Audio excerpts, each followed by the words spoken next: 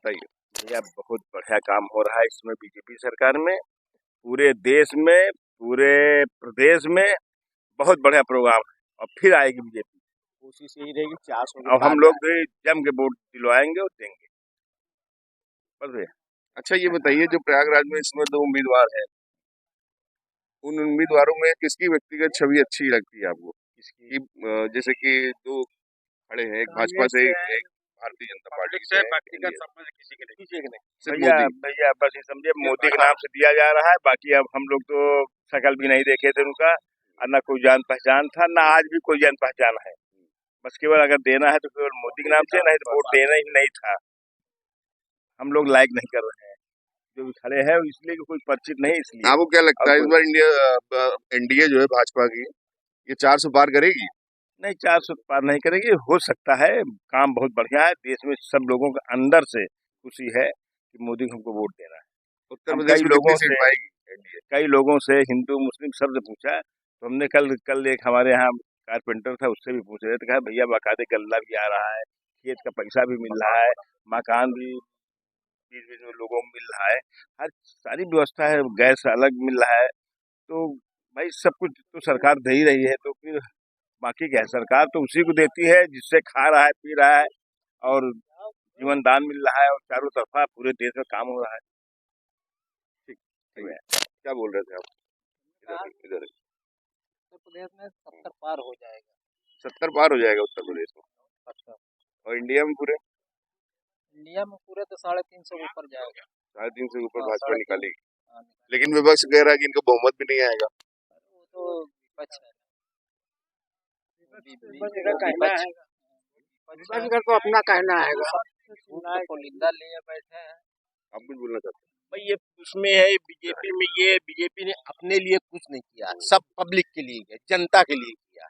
जो कोई भी स्कीम लाती सब जनता के लिए, ना मोदी ने अपने लिए रखा, ना योगी ने रखा, और सब जनता के लिए, उस जनता की भलाई के लिए कर रही है जितना हैं? भी लेकिन काम विपक्ष को इल्जाम लगाता है कि मोदी देखिए, सरकार। आज इल्जाम लगाने के हर आदमी, हम आपके ऊपर इल्जाम लगा सकते, उनके ऊपर इल्जाम लगा।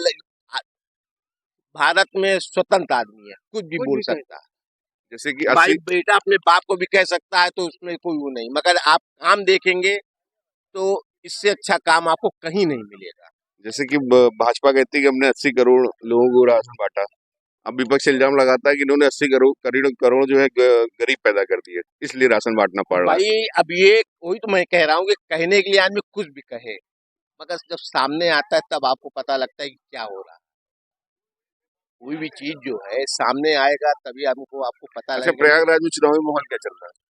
देखिए अभी तो प्रयागराज में चुनावी माहौल तो बहुत ठंडा चल रहा है, अभी तो कुछ नहीं पता चल रहा है क्या है क्या नहीं है। हाँ भाई, जैसे विपक्ष कह रहा है कि एक अंडर करेंट है हमारे लिए, तो क्या ये सही बात है? नहीं ये सही नहीं है। यहाँ कोई अंडर करेंट नहीं। आपको क्या लग रहा है, भाजपा 400 पार करेगी? बिल्कुल बिल्कुल करेगी, 100% करेगी। तो मोदी जी तीसरी बार प्रधानमंत्री बनेंगे? बिल्कुल, और बहुत कुछ करने उसके बाद आप भी यही रहेंगे, हम भी यही रहेंगे, और देखिए अभी क्या क्या होता है। जैसे पाकिस्तान के लोग बड़ाई कर रहे हैं कि ऐसा प्रधानमंत्री भारत में आया है ना हम लोगों को मिला है, तो हम लोग खुश नसीब है कि मतलब भारत को ऐसा प्रधानमंत्री मिला है, क्योंकि सारे देशों से अपना अपना व्यवहार बनाए हुए हैं। और पीओके देख लीजिए, आज पीओके में क्या हालत है। पीओके वाले चिल्ला रहे हैं कि भारत लाओ, प्रधानमंत्री लाओ, हम लोग भी सेफ रहें, पाकिस्तान छोड़ो, पाकिस्तान राज नहीं होना चाहिए। सब चल रहा है और होगा, मोदी का राज तो है ही है, चलेगा। अच्छा, विपक्ष बार बार इल्जाम लगाता है कि चाइना ने हमारा बॉर्डर को कब्जा कर लिया। देखिए इधर आइए। आप आइए। नहीं कोई बोल सकता है, लोकतंत्र है, कोई बोल सकता है। हाँ बिल्कुल। आपने का प्रश्न था कि विपक्ष कह रहा विपक्ष है। इल्जाम लगा रहा है कि चाइना ने हमारे बॉर्डर में कब्जा कर लिया, मोदी जी क्या कर लिए? हाँ, तो मोदी ये कब्जा कब से किया किसी ने बताया?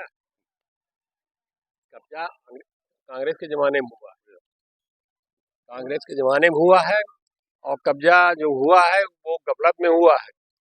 जब इंदिरा गांधी थी तब पर उन्होंने ले लिया बहुत से भूभाग, आज तक वो नहीं चिल्लाते। तो भूभाग किसी का दोष निकालना चाहे जो है बहुत आसान होता है दोष निकालना, खुद पर देखना कि उन्होंने क्या किया है, उसका अगर मंथन करे तो समझ में आ जाता, लेकिन वो मंथन खुद नहीं करेंगे, वो तो चिल्लाएंगे ही। पब्लिक जानती है क्या किया उसने। आज तक कोई ऐसा प्रधानमंत्री नहीं आया, ऐसा विचार वाला कोई प्रधानमंत्री नहीं आया जो कि इतना जनता के लिए, हिंदुस्तान भारत के लिए सोच सके।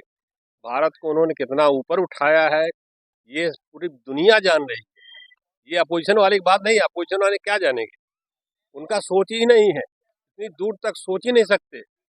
बस खाली अपना, बस अपने जाति का, अपने बिरादरी का, अपने जो उनके जो क्या कहते हैं उसको कुछ लोगों का वोट पाने के चक्कर में तो तुष्टीकरण नीति पर ही उनका काम है। उनका कोई विचारधारा नहीं है, न राहुल का विचारधारा है, न कांग्रेस का विचारधारा, न सपा का। कोई विचारधारा बतावे तो कोई विचारधारा नहीं। और मोदी ने जो किया है, बहुत कुछ किया है हिंदुस्तान भारत के लिए, आगे के लिए रास्ता दिखा दिया उन्होंने। चाहे धारा 370 हो, चाहे राम मंदिर हो, चाहे जो भी आप लीजिए। शुरू में आप देखिए कि मोदी ने पहले बेटी बचाओ बेटी पढ़ाओ का नारा दिया। कोरोना काल में आपने देखा होगा कि विश्व का हर आदमी परेशान था, खाली मोदी ही निकाल के लाया। और उसी की वजह से, क्या मोदी ने थोड़ी इंजेक्शन बनाया, लेकिन उसने वैज्ञानिकों को इतना प्रेशर दिया, उतना कहा कि नहीं हमको चाहिए, और बना। उसी से आज भारत का कितना पॉपुलेशन बचा है, कितना हम लोग बचे हैं, भाग्यशाली हैं जो बचे हैं। लेकिन विपक्ष तो इल्जाम लगा रहा है कि जो उन्होंने कोविशील्ड लगाई है उससे जो है लोगों को हार्ट अटैक और ब्रेन हेमरेज हो रहा है। विपक्ष बता दे हमारे पार्टी के कितने आदमी मरे, पहले ये तो बतावे कि कांग्रेस के कितने आदमी मर गए, सपा के कितने आदमी मर गए, तब तो प्रचार करो। झूठ बोल रहा है विपक्ष, ऐसे तो रोजे मरते रहते हैं। हम कहते हैं कोरोना हो चाहे ना हो, रोज ही इतने आदमी मरते रहते हैं, तो इल्जाम लगाते रहेंगे रोज मर रहे हैं। लोग भूखों मर रहे हैं। अरे भूखों काहे नहीं मरे, काहे मरेंगे भाई? फ्री राशन, अच्छा आप बताइए, जब फ्री में राशन दे रहे हैं मोदी, तो आप ही बताइए उनका इनकम बढ़ा कि नहीं बढ़ा? उनका जो राशन में खर्चा था, वो राशन में खर्चा बचा कि नहीं बचा? चाहे जितना तब गरीब तबका हो, चाहे मिडिल क्लास हो, चाहे वो हो, उनका पैसा उनका बचा। और वो पैसा जो है, जो उनका बचा मार्केट में है ना, उनकी स्तर ऊंचा हुआ कि नहीं हुआ, ये कोई नहीं मानता। फ्री में बांट रहे हैं, अरे फ्री में तुम भी बांटो, लेकिन कुछ इनकम के सोर्स तो करो। अच्छा, अरविंद केजरीवाल को जेल भेजने पीछे का बीजेपी है, आम आदमी पार्टी ऐसा इल्जाम लगा रही है, तो क्या ये कोर्ट की प्रक्रिया के थ्रू भेजा गया या केजरीवाल का आप जो है रिकॉर्ड देख लीजिए, 5 साल का या 10 साल का रिकॉर्ड देख लीजिए, कितना झूठा है, कितना खुद अपनी बात कहता है फिर पलट जाता है। कांग्रेस को इतना गाली दिया, कांग्रेस के साथ में जाके बैठ गया, बोला सब। जी जी, और केजरीवाल तो फ्रॉड है, फ्रॉड, बिल्कुल फ्रॉड है। अभी जो है शराब के घोटाले में बिल्कुल पकड़ा गया है, उसके पास सबूत है। कोर्ट अंधी नहीं है, कोर्ट है ना, कोर्ट पे विश्वास है कि नहीं, चाहे विरोधी हो चाहे पक्ष का हो, कोर्ट पे विश्वास है ना। कोर्ट ने देखा सबूत, तभी वो जेल में है, तभी वो जमानत पे है। जमानत तो मांगा नहीं, कोर्ट ने दे दिया। लेकिन मैं कह रहा हूँ कि केजरीवाल के बिना किए कैसे सिसोदिया अंदर है, जमानत नहीं मिल रहा है, बिना सबूत के कैसे अंदर है? कौन सा ऐसा कोर्ट है जो कि उन्हें अंदर कर देगा? ये सब गलत बात है, बिल्कुल गलत धारणा है, दुष्प्रचार है, और खाली अपना बचाने के लिए कुछ भी अपना कोई कर्म नहीं किया इन्होंने। आज जो दुर्गति है, 70 साल में जो दुर्गति हुई है, इन्हीं सबकी तुष्टीकरण नीति से ही सारी दुर्गति है। और मोदी तो स्तर उठा रहा है, चाहे वो मकान दे के, चाहे वो राशन दे के, चाहे आयुष्मान कार्ड से किसी इलाज में पैसा बच रहा है कि नहीं बच रहा है? आप एक बात बताइए, मोदी ने जन औषधि केंद्र खोला है, जो दवा हम 1400 रुपया लाते थे, हम अपनी बात कर रहे हैं, 1400 लाते थे, हमको 450 रुपये में मिला। 1400 की दवा महीने भर की हम खाते हैं और 450 में मिला। हमारा पैसा बचा कि नहीं बचा? वो पैसा हमारा बचा, हम किसी और काम में लग रहा है कि नहीं पैसा, या हमारा पैसा बढ़ रहा है कि नहीं बढ़ रहा है? ये जो, और जहाँ तक उसका रोजगार का मामला है, रोजगार वाले में तो हम तो शिक्षक थे, हमें मालूम है। अच्छा, आप शिक्षक हैं? हम शिक्षक थे, रिटायर्ड शिक्षक, प्रोफेसर, हमें मालूम है, प्रोफेसर थे। और हम जानते हैं कि जो लड़के जो जितने विश्वविद्यालय में छात्र संघ के नेता है, उनसे आप पहाड़ा बोलिए तो नहीं बता सकते। जो अच्छा, आप शिक्षक है तो एक बात बताइए, ये जो बार बार पेपर लीक का मामला उठ रहा है, इससे क्या जो शिक्षक है, वो विद्यार्थी हैं पढ़ने वाले जो इलाहाबाद में आकर तैयारी कर रहे हैं, उनके भविष्य पे क्या असर पड़ रहा है इससे? का तो नुकसान हो ही रहा। देखिए बात सत्य है, कुछ लोग पैसे के लालच में तो पकड़े जा भी रहे। देखिए आप, अपने पैसे के लालच में और कुछ घोटाला करके लोगों ने आउट कर दिया, लेकिन कितने लड़कों के भाग्य के साथ खिलवाड़ किया। अब वो बेचारे पढ़ रहे हैं, तैयारी कर रहे हैं, तैयार हो गए, परीक्षा देने को हो गया, पता लगा पेपर लीक हो गया, फिर कैंसिल हो गया, उनको इतना तनाव है बच्चों के ऊपर, क्या बताऊं मैं। पढ़ रहे हैं और उनका सफलता नहीं मिल रही। तो कुछ लोग हैं समाज में, चाहे पेपर लीक हो, अच्छा, ये चाहे पेपर लीक जो हो रहा है इसके लिए आप किसको जिम्मेदार मानते हैं? इसके लिए जो लोग हैं प्रशासन में, प्रशासन को तो दोस्त मानेंगे ही। बाकी तो जो उसमें है लगे हुए हैं वो पापी हैं, वो देशद्रोही हैं, वो बच्चों के हत्यारे हैं। जो बच्चे सुसाइड कर रहे हैं उनके हत्यारे यही सब है। खाली कुछ पैसे के लालच में पेपर आउट कर दिया उन्होंने, पैसा कमा लिया, लेकिन ये पैसा नाजायज पैसा। इसी तरह आप देख लीजिए कि जो विद्यालय में जो शिक्षा है, शिक्षा में भी गिरावट आता जा रहा। अब वो लड़का पढ़ने लायक नहीं है, किसी लायक नहीं है, ग्रेजुएट हो गया और वो हाई स्कूल का भी परीक्षा नहीं दे सकता। हाई स्कूल के प्रश्न अगर पूछ लीजिए नहीं बता सकता, मैं गारंटी के साथ कह रहा हूँ। जो एमएससी में मैं पढ़ाता था क्लास में पढ़ाने के पहले मैं बेसिक पूछता था, और वो बेसिक पूछता था हाई स्कूल स्टैंडर्ड का, इंटर का। हम तब मुझसे हम कहते थे लड़कों से, कुछ बिहार के लड़के रहते थे, कुछ पूर्वोत्तर के लड़के रहते थे, उनसे पूछते थे भैया तुम हाई स्कूल पास कैसे हो गए, तुम इंटर पास कैसे हो गए? बिना इंटर किए तो बीएससी में आए नहीं, बिना बीएससी पास किए तो एमएससी में आए नहीं, तुम कैसे कर गए? तो वो जानते हैं फिर लेकिन हमारा काम तो शिक्षा का, फिर उनका स्तर उठाने के लिए पहले हम बेसिक से शुरू करते थे। कोई भी टॉपिक हो, चाहे हाई लेवल का टॉपिक हो, मैं उसका बेसिक शुरू करता था। 1 दिन 2 दिन 3 दिन, और फिर उनसे पूछवाता था, उनसे रिपीट करता था जो मैंने पढ़ाया उसको मैं फिर पूछता था कि आपने समझा कि नहीं समझा इसको। तो जो बेसिक मैं उनको फिर पढ़ा उठाते तब ऊपर ले जाता था। आप देख लीजिए किसी भी स्कूल में परीक्षा जो है सब में नकलबाजी है, उसमें भी ठेकेदारी है। प्रिंसिपल से लेके और चपरासी तक मिला हुआ है, बीआईओ से लेके जितने एग्जामिनेशन वाले अधिकारी वो लगे हुए हैं, वो भी उसमें कमीशन खाते हैं। तो सब लगे हुए हैं, तो कहाँ से बच्चों को भविष्य बनेगा, कहाँ से नौकरी मिले? अच्छा, आप शिक्षक रहे, आपका एक लंबा टाइम रहा है शिक्षक होने का।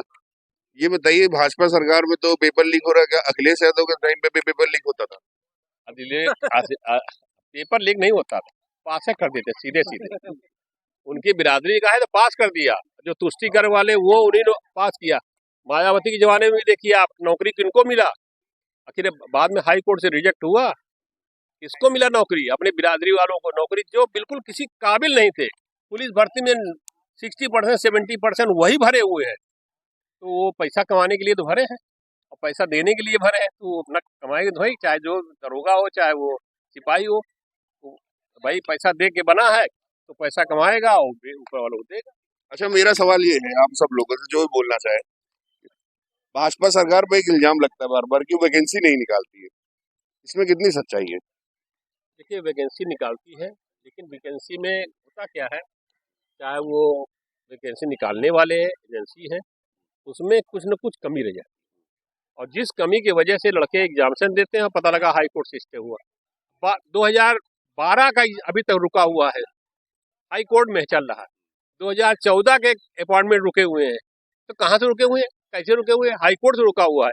भाजपा क्या कर, और जब तक भरेंगे नहीं, मान लीजिए रुका हुआ है, पोस्ट खाली पड़ी हुई है, जब पोस्ट खाली पड़ी हुई रुकी हुई है तो क्षमता भी कम, जैसे मान लीजिए किसी विद्यालय के 11 टीचर हैं, 11 में 5 रह गए, बाकी खाली पड़ी हुई है, तो क्या पढ़ाएंगे, क्या स्तर होगा? तो ये सब कैलकुलेटेड है और सभी का उसमें दोष जो अच्छा है। भैया, यहाँ बिजनेस कौन कौन करता है, व्यापारी कौन कौन है? ये बहुत बड़े व्यापारी हैं। तो आपका व्यापार कैसा चल रहा है? लोग कहते हैं कि हम जीएसटी से, इनकम टैक्स से परेशान है। बहुत बढ़िया चल रहा है, व्यापार बहुत बढ़िया चल रहा है भाई। व्यापार खराब कहाँ चल रहा है, करने वाले गलत है। अगर वो नहीं ठीक से कर रहे हैं अपने बिजनेस में, अगर पंचुअल नहीं है तो कहीं ना कहीं गड़बड़ाएगा ये। अच्छा, व्यापार बढ़िया चल रहा है, कुछ लोग कह रहे हैं कि ऑनलाइन बिजनेस से हमारे व्यापार का बहुत घाटा हो रहा है। जैसे कपड़े वालों का और जूता चप्पल वालों का, ये चीजों का समझ कोई दो राय। इस बात में एक बात मैं हाँ, बोलिए बोलिए सर। इस बात पर मैं एक बात कहूँगा, जैसे आपने एक क्वेश्चन किया कि ऑनलाइन से नुकसान, ऑनलाइन से नुकसान कुछ नहीं है। लेकिन ईमानदारी से काम करें तो।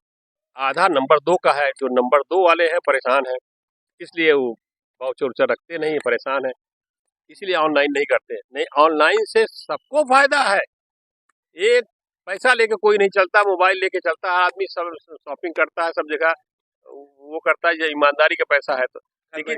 लेकिन लेकिन जो व्यापार में जो दिक्कतें हो रही हैं, वो दिक्कतें थोड़ा सा सरकारी तंत्र की तरफ से भी है, चाहे जीएसटी हो, चाहे जिसमें उसमें भी तरह दिया कुछ। अभी क्योंकि ये इंटरिम फेज है, चल रहा है, इसलिए इसको समय लगेगा, और जब समय में सब आ जाएगा सिस्टम में, बढ़ता जा रहा है। देखिए ऑनलाइन का बिजनेस भी बढ़ता जा रहा है। ऑनलाइन बिजनेस की बात नहीं कर रहा हूँ, ऑनलाइन व्यापार, इसके लेन देन की बात मैं कर रहा हूँ। ऑनलाइन व्यापार अलग चीज है, वो तो उसमें वो अलग ही एक तंत्र है, उसमें भी अभी बहुत कमियां हैं, अभी दूर करने में समय लगेगा। लेकिन ऑनलाइन लेन देन जो है, इससे बढ़िया कुछ नहीं है। मोदी लाए हैं, इतनी बढ़िया चीज है, दुनिया विश्व इसको अपनाना चाह रहा है। इससे समझ लीजिए आप कि कितना बढ़िया। अच्छा, आप लोग व्यापारी हैं, आप लोग व्यापारी हैं, तो ये बताइए कि व्यापारी जैसे इस समय जो है वो पुलिस परेशान तो नहीं करती? नहीं, आपको पुलिस तो बिल्कुल हिम्मत नहीं है। हमारे नंदी भाई रहते हुए तो हम लोग कितना नहीं भाई, किसी के डर है फिलहाल। इस समय तो ना इंस्पेक्टर राज से है, ना कोई है, ना कोई। भाई अब देखिए, जो गलत कर रहा कोई कर भी नहीं रहा है। योगी सरकार में कोई भी बदतमीजी करने का हिम्मत नहीं करता, बिल्कुल कोई ना गुंडा, ना बदमाश, ना किसी हिम्मत नहीं है कोई गलत काम। पहले दुकान पे आते रहे, 500 दो, 1000 दो, ये दो, वो। अच्छा, यूपी में माफिया राज कम हुआ है कि नहीं? बिल्कुल कम हुआ। नहीं तो अब तक दंगा फसाद कितने लग जाते, कर्फ्यू कितना लग जाए, पता नहीं लगता। लेकिन प्रश्न ये है कि जो एनडी वाले हैं इकट्ठे हुए हैं, क्या उनका है, उनकी विचारधारा क्या है, उनका उद्देश्य क्या है? क्या अपने आप को बचाना है, भ्रष्टाचारियों को बचाना है, जैसा कि हमारे प्रधानमंत्री जी बोल रहे हैं, तमाम लोग बोल रहे हैं। सब इकट्ठे हो गए हैं ना, विचारधारा उनकी भले अलग अलग है, इलेक्शन में इकट्ठे हैं। क्यों? मोदी हटाना है। भाई मोदी को हटाने के हिसाब से मोदी को हटाने का एजेंडा है इंडिया? बिल्कुल नहीं, स्पष्ट है कि मोदी को हटाने का, ये तो बड़ा वो साफ साफ कर रहे हैं ना, सभी कर रहे हैं, जितने नेता हैं सब तो यही कर रहे हैं, हटाना है मोदी को। अब मोदी कह रहा है हम सबको हटाएंगे, भ्रष्टाचारियों को मिटा देंगे, कह रहा है भ्रष्टाचारियों का चैन छीन लेंगे। अभी लेटेस्ट कहा है प्रधानमंत्री ने, कहा कि भ्रष्टाचारियों का चैन छीन लेंगे, और ये भी कहा उन्होंने, मैं तो भारत के ईमानदार लोगों के पक्ष में हूँ, बेईमानो सावधान हो जाओ। ईमानदारों के पक्ष में है, टैक्स दे रहा है ईमानदार आदमी, तो काम ईमानदार अब दिख रहा है। आजकल काम दिखे नहीं, चारों तरफ काम फैला है, और काम की क्वालिटी आप माशाअल्लाह, आप पता चलेगा बालू बढ़िया, वो हल्की फल्की बालू कहीं नहीं है, गिट्टी हल्का फल्का कहीं नहीं। और आपको आश्चर्य है, हमें आश्चर्य है, इतना बड़ा काम हो रहा है, कैसे हो रहा है? अभी तक तो कभी ऐसा नहीं हुआ। जहां देखो पहाड़ गिट्टियों के लगे हैं, बालू बढ़िया वाली, फैला हो रहा, लोगों के मकान तो टूट रहे हैं, लेकिन लोगों को इस बात का संतोष है कि हमारे नहीं टूट रहा है, सबका टूट रहा है। अच्छा, जब बनेगा अच्छा तो सिर्फ हमारे लिए, सबके लिए अच्छा हो जाएगा, तो हर आदमी इस बात से संतुष्ट है। देखिए, विकास के मुद्दे पर हो, भ्रष्टाचार के मुद्दे पर हो, हाँ, उनका लाइन सही चल रही है आजकल। हाँ, इंडी का अलायंस तो अपने को बचाने का है। अच्छा, विपक्ष इल्जाम लगा रहा है बीजेपी सरकार पर कि इलेक्ट्रिकल बॉन्ड में इन्होंने बहुत ज्यादा चंदा खाया, उसके बारे में क्या कहेंगे? नहीं, चंदा तो खाएगा ही। अरे भाई, पहले चुपे चुपे खा रहा था, अब एक व्यवस्था में था। भाई इलेक्शन बॉन्ड जो बना, क्या है इलेक्ट्रल बॉन्ड? कहा बैंक में जमा करो पैसा, जो जिसको चाहे, पता नहीं था। यही एक बात थी कि वो पता नहीं था, तो बैंक में जमा किया, सबके लिए था। 6000 करोड़ भाजपा को मिला, तो 1000 करोड़ कांग्रेस को मिला, 900 करोड़ टीएमसी को मिला, और सबको मिला। तो उसमें ऐसा क्या है? उनकी ज्यादा संख्या, ज्यादा लोगों, उनको 6000 करोड़ मिल गया। अब क्या है? अब पता नहीं चलेगा। भाई सुप्रीम कोर्ट ने ये कह दिया कि भाई इसमें ट्रांसपेरेंसी नहीं है, लोगों को नहीं मालूम हो रहा है, मालूम करा दिया, कह दिया कि साहब अनकॉन्स्टिट्यूशनल है। अब बताओ कॉन्स्टिट्यूशनल क्या होगा? अभी तो भाई चुनाव चल रहा है, खर्चे हैं, ऐसा नहीं कोई घर से खर्चा करता है। चुनाव के खर्चे की व्यवस्था पब्लिक से होती है, कॉर्पोरेट से होती है, वही तो देते हैं। तो बैंक में था, इलेक्ट्रल बॉन्ड था, व्यवस्था थी, जब चाहे देख लो। अब क्या देखोगे? ये सब बातें हैं।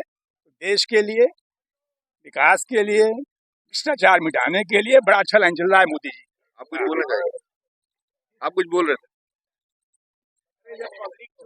इधर आइए, अरे इधर आइए, सामने कैमरे में जब जब पब्लिक चोर जहाँ पे हो तो वहाँ नेता अगर चोर है तो कहाँ है?